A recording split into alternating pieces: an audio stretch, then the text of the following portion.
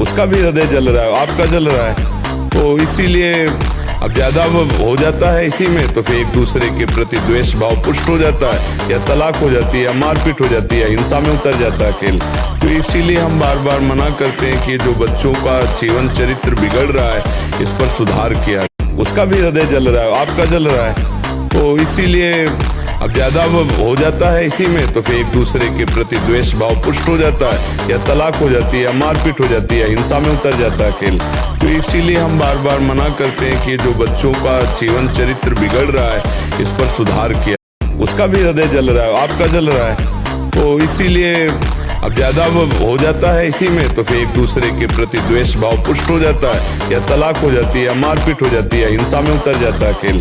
तो इसीलिए हम बार बार मना करते हैं कि जो बच्चों का जीवन चरित्र बिगड़ रहा है, इस पर सुधार किया।